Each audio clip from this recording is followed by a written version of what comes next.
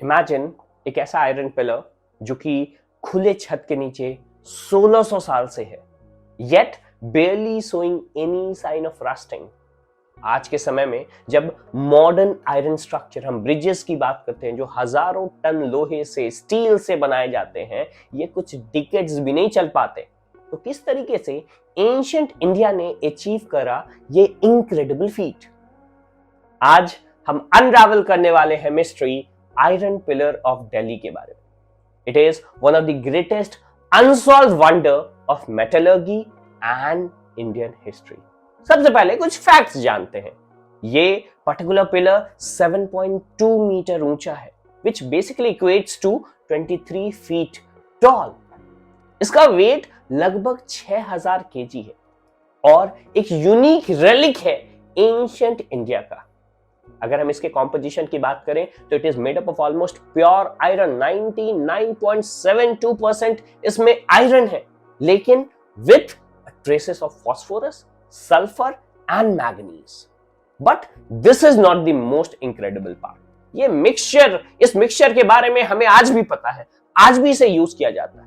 But the most incredible part is कि क्या ऐसा हुआ है जो ये रस्ट को रेसिस्ट करता है 100 साल नहीं, 200 साल नहीं, 500 साल नहीं, हजारों साल से, 1600 साल से, फॉर ओवर अ मिलीनियम। सो इसको जानने के लिए हमें सबसे पहले ये जानना होगा कि किसने इस पर्टिकुलर पिलर को बनाया है।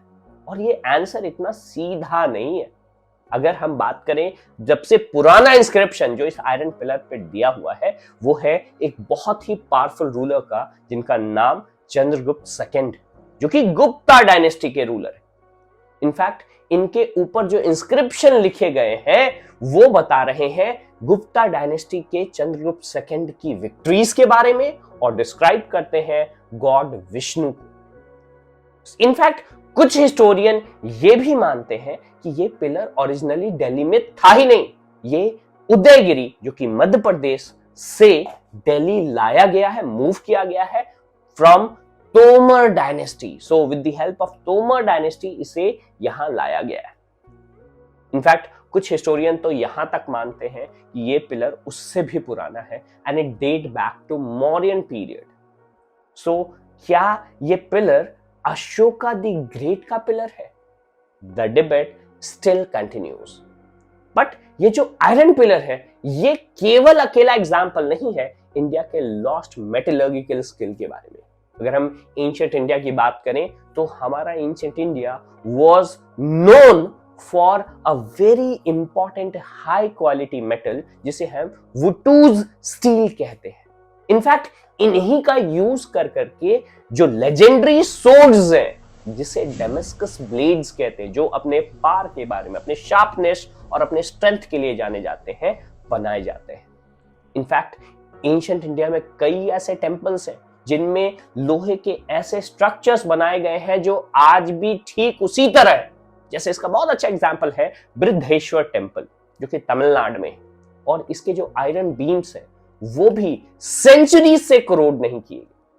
तो क्या एंशिएंट इंडिया मेटलर्जी के बारे में कुछ सीक्रेट नॉलेज पोसेस करता था जो आज हम लूज कर चुके हैं? इनफैक्ट कुछ लेजेंड ये तक कहते हैं कि ये सारे के सारे कहानियां, ये सारे के सारे जो टूल्स हम देख रहे हैं, ये सारे के सारे जो मेटल्स हम देख रहे हैं, ये किसी मिस्टिकल पावर का रिजल्ट है। कुछ क्लेम करते हैं कि अगर आप इस पिलर, जो आयरन पिलर जिसकी मैं चर्चा कर रहा हूं, इसके अराउंड अपने हाथ को पीछे की तरफ बांध लेते हैं तो आपका विश फुलफिल होने वाला है। इनफैक्ट कुछ लेजेंड ये भी कहते हैं कि ये आयरन पिलर इंद्रप्रस्थ, जो कि एंशिएंट महाभारत सिटी है, उसका पार्ट रहा है। इनफैक्ट इसकी इसी इंपॉर्टेंस को देखते हुए ब्रिटिशर्स चाहते थे कि इस पिलर को मूव करें अपने सेंटर के पास, अपने ऑफिसर्स के पास। But this particular pillar remained firmly rooted. इसे मूव करना संभव नहीं हो पाया, एज इफ ये पिलर खुद चाहता है कि कोई इसे डिस्टर्ब ना करे। Iron pillar of Delhi stand as symbol of India's scientific brilliance, जब भी हम इंडिया के साइंटिफिक लेगेसी की बात करते हैं और इसकी बात करते हैं कि किस तरीके से हमारे एंसेस्टर्स के एडवांस नॉलेज थे साइंस में, बायोलॉजी में, डिफरेंट फील्ड्स में, उसमें आयरन पिलर एक बहुत ही बेहतर एग्जाम्पल है. Even after 1600 years, it remains a challenge for modern metallurgy to understand the formation and the non-rusting nature of this particular pillar. So, आप क्या सोचते हैं? क्या ये कोई accidental discovery था? Was it a ancient lost science? Let us know in comment and don't forget to like, share and subscribe for more amazing history mystery. Thank you.